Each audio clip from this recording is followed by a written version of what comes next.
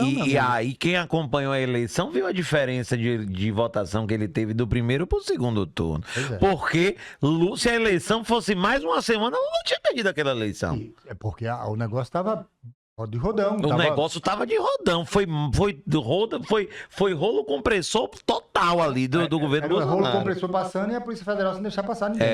Até o Alencar não queriam deixar passar. O negócio foi sério. O Alencar, quem perdeu lá em Simões Filho, na verdade, é ele, né? Porque foi o irmão dele. Eduardo. E ele perdeu na cidade natal dele, que é Rui Barbosa. Perdeu agora subjúdice. Como também Conquista tá subjúdice também, mas eu acho que em Conquista, quem o grupo da prefeita colocar, se elege. Porque ela lá tá boa, tá nadando de braçada. Nadando de braçada. Falando um pouquinho aqui, uma pergunta interessantíssima de Shirley Ribeiro.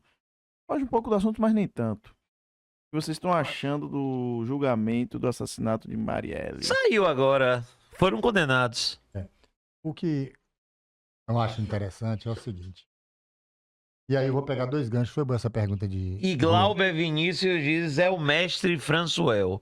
Nome de ator de novela boliviana, Glauber Vinícius. Ô Glauber Vinícius, deixa eu dizer uma coisa pra você, meu filho. Eu não sou mestre de porra de nada. Eu fui servente de pedreiro. Nem pedreiro eu fui. E Então... Lucas Seara disse que é o grande franzuleiro, Françoel Fuleiro. E grande sim, eu tenho 1,84 m, aí pode ser considerado grande, tudo bem. Mas, olha, foi bom essa pergunta de Shirley, porque eu vou comprar uma passagem agora e vou dar um salto em São Paulo, porque eu vou fazer aqui uma junção pirãozão. Vai encontrar com o Ricardo Nunes, cara de rato, jeito de rato, não é o ursinho carinhoso? Presta atenção nesse pirão que eu vou dar agora a partir da pergunta de Shirley Ribeiro. Veja bem, qual é o argumento mais forte que a direita e a extrema-direita usa contra os partidos de esquerda e centro-esquerda? São aliados de criminosos. Eles gostam de bandido. Pois bem, a eleição de São Paulo ainda vai ter que ser investigada do ponto de vista historiográfico, de pesquisa, para saber o que interferiu na eleição, aquele crime eleitoral cometido por Tarcísio, porque eu sou velho, né? E o diabo é o diabo, já diria Marquinhos Fierro, o poeta, não por ser o diabo, mas por ser velho. Então eu sou velho. E eu fui tentar buscar no HD aqui, não no HD meu que queimou, no HD da memória, algo tão grave quanto o que Tarcísio fez. Francel, mas Shirley perguntou o negócio de Marielle. Eu vou chegar lá, Shirley. Tenha sua calma, minha filha. E relembre aí, pra quem não tá por dentro, o que foi que Tarcísio fez no dia da eleição. Vou relembrar o que Tarcísio fez. Mas eu tava aqui no banco de dados procurando ver historicamente algo tão grave. E eu só consegui ver algo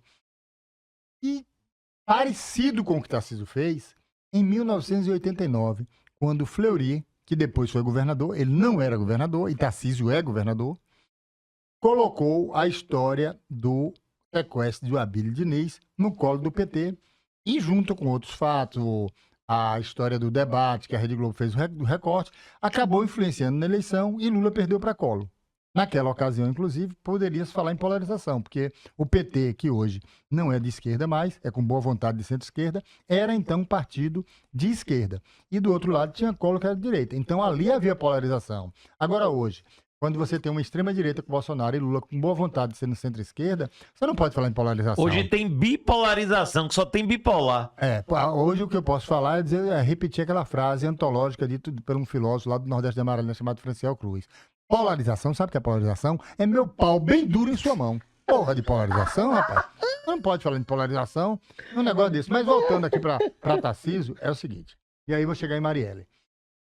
Tarcísio, antes da metade da votação, não estou falando do processo eleitoral, onde eu digo que Matheus tem o óculos torto, digo que Lucas está com problema no cabelo, pá. É do jogo, vamos ficar ali colocando. O caso de Tarcísio é de uma gravidade fora do comum, e vou dizer os porquês.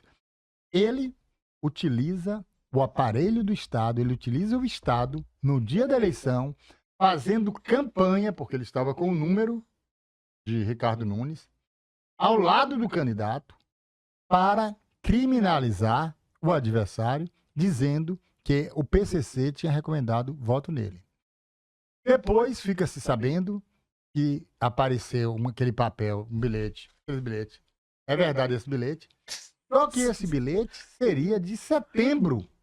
Ou seja, ele, na melhor das hipóteses, prevaricou, porque ele não denunciou a Justiça Eleitoral, nem a Polícia Civil, nem a Polícia Federal, nem a ninguém. Sendo Ou que ele já seja, tinha essas informações. Ou seja, ele deixa para usar, e aí parte da imprensa diz, faltou malícia. Não faltou malícia, sobrou malícia. Porque Também acho. ele pegou para fazer, e aí você não sabe o quanto isso interferiu no aumento da diferença pró-Nunes. Porque não tem como você saber. O que você sabe, efetivamente, é que Boulos tinha sido colocado no lugar de amigo dos bandidos, em todos os debates por Nunes e etc., pela campanha e pela história de defender os trabalhadores sem teto, tá, papapá. É defensor de bandido. Invasou. E aí, invasou e tal. E aí, no dia, o cara vai e coloca essa pecha de que ele tá ligado ao PCC usando o poder do Estado. Por que eu tô dizendo isso e por que eu vou chegar em Marielle? Olha que engraçado. É exatamente aquela história de acuse os outros daquilo que você faz. Por quê? Duas pessoas foram condenadas hoje.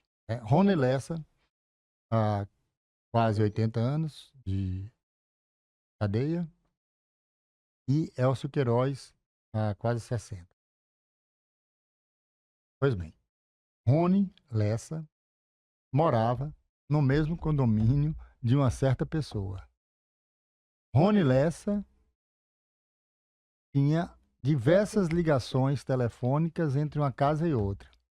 Inventaram, isso quem está dizendo não sou eu, para depois dizer, você está acusando, não. Inventaram que o 04 namorava com a filha de Rony Lessa. Por que inventaram isso? Segundo o Bruno Paes Mans, que é um cara que estuda as milícias no Rio de O tal Janeiro. do Jair Renan, né? Inventaram que ele estava tendo um caso que já seria grave, em termos de ligação. Mas Além de morar no mesmo condomínio. Além de morar no condomínio. Mas até isso é falso. Inventaram que 04 estava tendo um caso com a filha para justificar esses telefonemas entre uma casa e outra. Então, perceba, o cara mora no mesmo condomínio, tem muitas ligações entre um e outro, e hoje foi condenado pelo negócio. O outro, Elcio Queiroz, além de dizer contra direitos humanos e etc, coisa e tal, tinha fotos dele, fazia questão de ficar mostrando fotos dele abraçado também com o Bolsonaro. E aí, num caso desse especificamente, aí você diz, mas vem cá, quem é que efetivamente defende bandido e que é ligado a criminoso? Então, Shirley, pegando o gancho, aí você pega isso. Você pega dois momentos. Um em que o governador usa o Estado de forma criminosa para acusar o outro de criminoso. Parece uma contradição em si, mas não é. É uma forma de atuação dessa gente. E perceba, se fosse algum, não vou nem dizer de PT, não, que já é estigmatizado, bastava ser do PSB, que é um partido mais maleável. Se fosse um governador do PSB usando a máquina, usando o Estado para acusar alguém, um adversário, no dia da eleição de criminoso, hoje a gente não tinha mais Brasil não, meu amigo. O Jornal Nacional no outro dia começava às 5 horas da manhã, ia dar um virotão de meia-noite, ia juntar até com o Fantástico e tal, ia ouvir juristas até da Cochichina, como você falou, de qualquer lugar do mundo. Isso não pode, blá blá blá, tem que prender e tal, tem que fazer. Hoje parece que não aconteceu nada, parece que Tarcísio não fez nada disso. Claro, a galera entrou lá pedindo impeachment dele, mas não vai rolar impeachment. A Justiça Eleitoral está fazendo de conta, dando uma de João Sem Braço, que nada aconteceu, que tudo foi calmo nas eleições, que etc.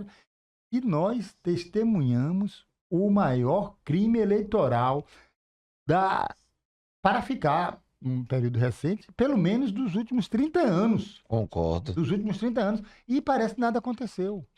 Então, essa é que é a reflexão que a gente deve fazer. Como é que a gente força isso para que isso seja notícia? Eu tô rouco aqui, mas estou aqui com o Matheus me batendo nessa tecla, aqui no Offcast, junto com o Lucas. Mas a gente tem que estar falando isso cotidianamente para que essa história não se perca de uma vez por todas. Porque senão, daqui a pouco, daqui a uma semana, a gente nem fala mais sobre isso.